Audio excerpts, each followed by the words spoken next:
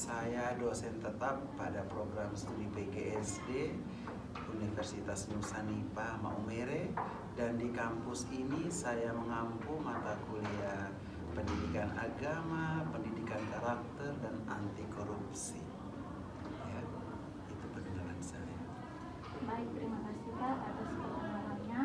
Sekarang kita masuk ke pertanyaan mengenai tanggapan Bapak atau pandangan Bapak terkait dengan korupsi.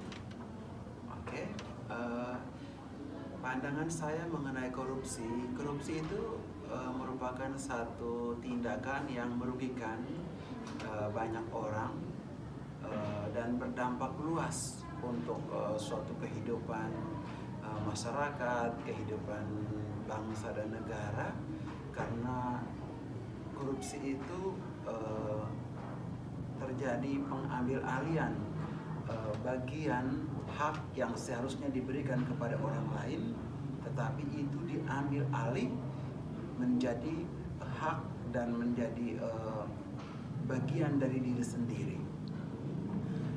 Bicara tentang korupsi, kita lihat bahwa korupsi itu dari bahasa Latin corruptus dan juga dari bahasa Inggris kata corruption itu berarti tindakan yang merugikan, tindakan yang merusak, tindakan yang tidak beretika, yang mana tindakan itu merusak kepercayaan, mengambil alih hak orang lain, dan itu merampas hak asasi manusia. Nah, tentu saja tindakan ini bertentangan dengan undang-undang yang ada di negara Republik Indonesia yang mengatur tentang harta, tentang kepemilikan, juga berkaitan dengan bagaimana negara memberikan fasilitas, memberikan pengakuan terhadap bagian yang harusnya diberikan kepada masyarakat. Misalnya pembangunan jalan raya atau pengadaan fasilitas umum, itu sebetulnya kan bagian-bagian yang harus diberikan kepada masyarakat. Tetapi ketika hal-hal yang sebetulnya diberikan ini kepada masyarakat atau fasilitas jalan, rumah, sekolah, penerangan atau listrik dan sebagainya, itu ketika itu dipakai atau dirampas dari hak untuk warga masyarakat, maka itu berarti tindakan penyelewengan atau penyalahgunaan hak masyarakat. Maka dari sini berarti perilaku yang merugikan atau perilaku yang mengabaikan orang lain dan tidak memikirkan kepentingan banyak orang. Nah, tentu saya sebagai dosen agama juga berkaitan dengan 10 perintah Allah juga, tentu hal ini dilarang oleh Allah sendiri, karena dalam kitab suci sendiri juga mengatakan bahwa jika ya, hendaklah kamu katakan ya, dan jika tidak, hendaklah kamu katakan tidak, karena lebih daripada itu berasal dari si jahat. Ini berarti bahwa Allah minta kita mengakui bahwa kalau memang itu adalah bagian kita, ya kita terima dan kita syukur sebagai bagian kita. Tapi jika itu bukan menjadi bagian kita, wilayah atau bagian orang lain, maka itu harus diberikan kepada orang yang berhak mendapatkannya. Jadi menurut saya, kalau pandangan mengenai korupsi yang ada di Indonesia, memang masih begitu banyak ditemui kasus-kasus korupsi. Kita melihat banyak juga ya anggota pemerintah, anggota legislatif, ya, anggota DPR, para lurah, kepala desa, orang-orang yang diberi kepercayaan untuk mengelola keuangan negara, seringkali jabatan mereka juga kadang-kadang berakhir dengan tindakan hukum, karena mereka harus diadili atas pelanggaran pasal-pasal yang berkaitan dengan korupsi karena terjadi penyelewengan atau penyalahgunaan keuangan negara.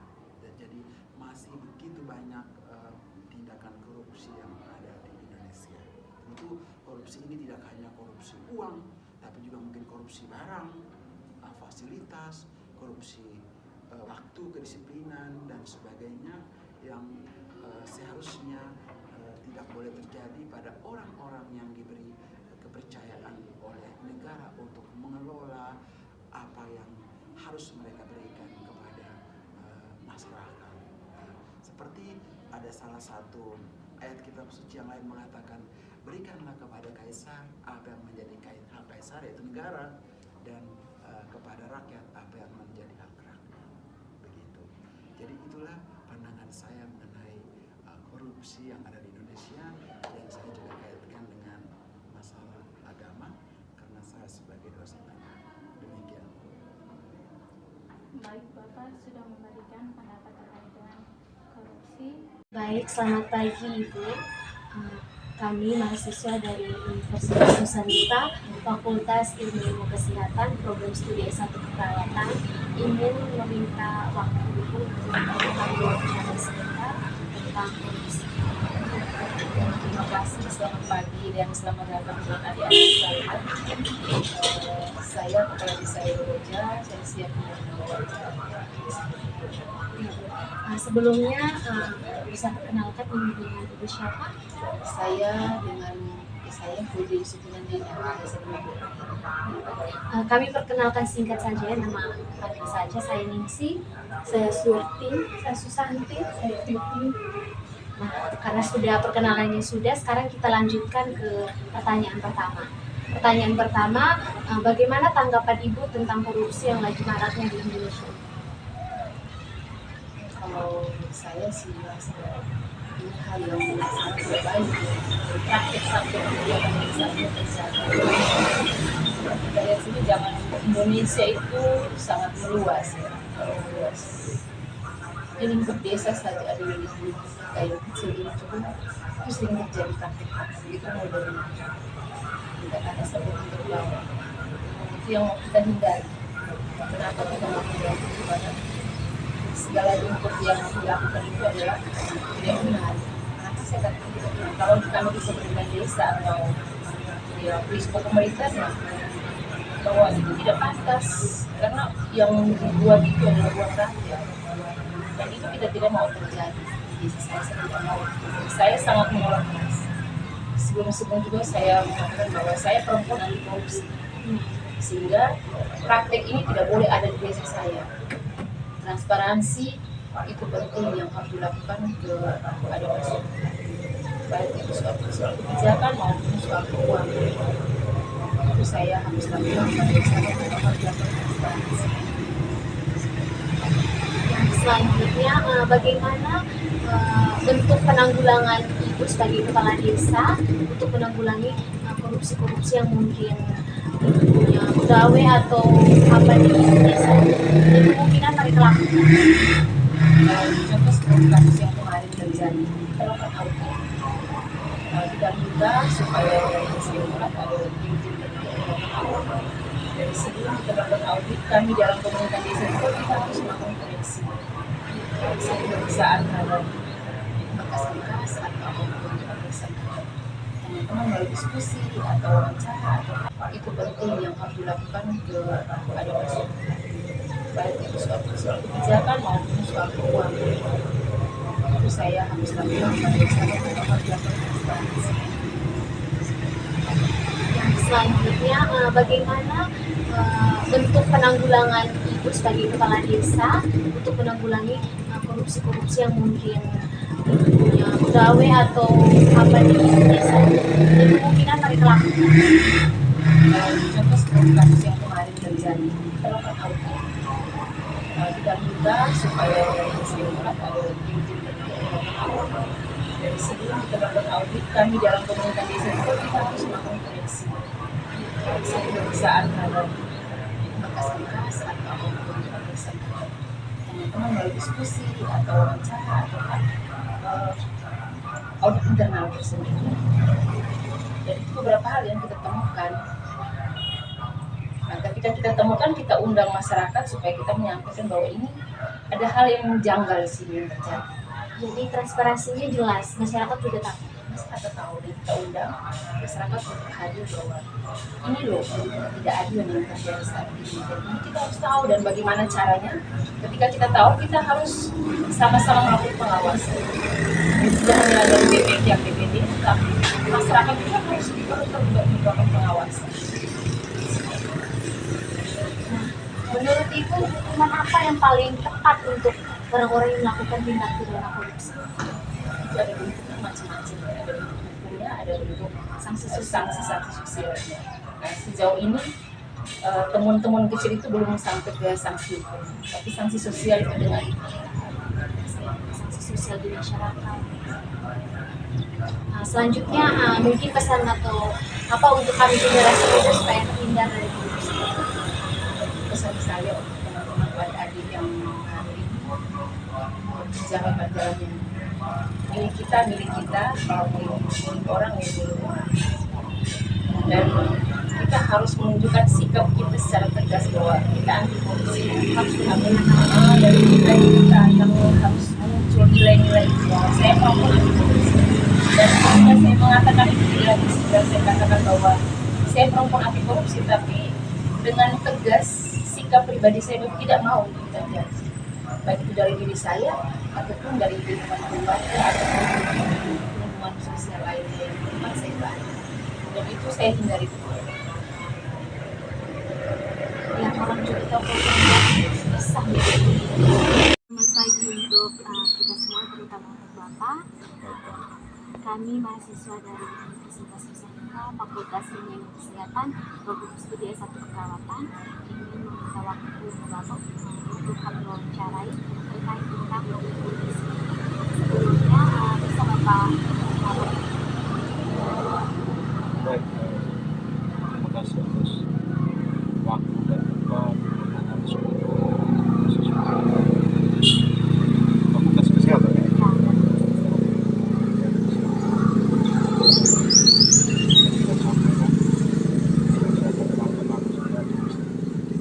Pekerjaan saya setiap hari itu kenalannya tomat dan cabai. Untuk sementara kami tidak lagi panen. selanjutnya kita langsung ke pertanyaan misalnya tentang korupsi. Pertanyaan pertama, apa tanggapan Bapak tentang korupsi yang terjadi di Indonesia, khususnya di lingkungan sekitar Bapak? Kalau korupsi ini mau saya katakan bahwa ini apa semacam ini pencuri. Kalau sudah tindakan mencuri, tindakan itu yang perlu menurunkan masyarakat. Itu tindakan ini mungkin kalau dinilai, kalau di posisi apa ya, mau bilang dosa pasti dosa. Nah, ini pekerjaan yang sebenarnya semua orang tidak suka. Pekerjaan ini hanya bisa dilaksanakan hanya mereka-mereka yang ada kemauan, ada jabatan, itu mungkin pertama itu rakus. Nah, orang kalau punya jabatan sebenarnya baik, sampai setinggi apapun, tetapi kalau akhlak, sadar diri, apa segala macam, kalau dia pakai dengan dia punya itu etika baik, akhlak baik, jujur, pasti tidak akan ke sana. Nah, tetapi kalau di situ kalau orang tidak pakai hati atau pikiran yang baik, maka korupsinya akan terjadi. Kita ke pertanyaan selanjutnya, mungkin ini, menurut Bapak hukuman yang paling membuat jerah untuk orang yang melakukan tindakan korupsi itu seperti apa? Nah, saya pikir ya ada lembaga korupsinya akan terjadi. Kita ke pertanyaan selanjutnya, mungkin ini, menurut Bapak hukuman yang paling membuat jerah untuk orang yang melakukan tindakan korupsi itu seperti apa? Nah, saya pikir ya ada lembaga-lembaga yang menangani soal hukum ini. Lebih bagusnya harus diproses, karena kita masyarakat itu hanya hanya sebatas apa itu dia? Sanksi sosial. Material. Kita ini hanya melakukan tindakan saja. Kita ini kita tidak tahu hukumnya seperti apa. Tetapi sebaiknya itu orang yang tahu hukum itu hanya tindak. Contoh macam kejaksaan, orang tipikor, inspektor, itu yang memberikan sanksi. Karena kita ini juga tidak punya kekuatan untuk memberi mereka sanksi. Kalau sanksi sosial iya, tetapi secara hukum kita tidak bisa. Kita ini bukan pemegang hukum. Kalau seperti itu apa mungkin pesannya Bapak untuk kami generasi muda supaya jangan terjerumus tindak pidana korupsi? Ya ini kan kembali ke pribadi, kembali ke pribadi masing-masing. Kalau memang niat baik, akhlak baik, kenapa mesti harus ke korupsi? Makan sesuai dengan porsi. Ini saya omong, itu susah. Kalau sama macam kami ini kan tidak mungkin kan mau korupsi. Kami bisa korupsi itu hanya dari tanah. Kami korupsi sebenarnya ke tanah. Bukan korupsi ke masyarakat. Makanya kami lawan. Kemarin ada yang mereka nonton di Tribun. Ini kami ini ada mereka datang wawancara, kami sedang melawan korupsi.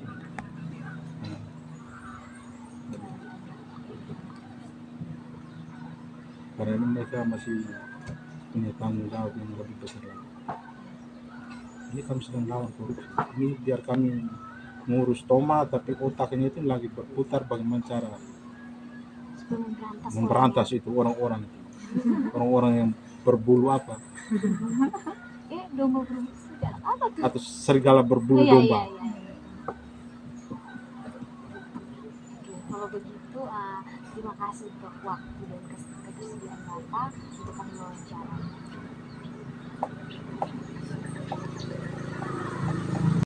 Selamat sore Kakak, kami bisa minta waktunya sebentar. Boleh? Kami mahasiswa dari Fakultas Ilmu Kesehatan, program studi S1 Keperawatan, ingin meminta waktu Kakak sebentar untuk mengajukan beberapa pertanyaan terkait dengan korupsi. Apakah Kakak bersedia? Iya. Oke, kita lanjutkan ke pertanyaan pertama.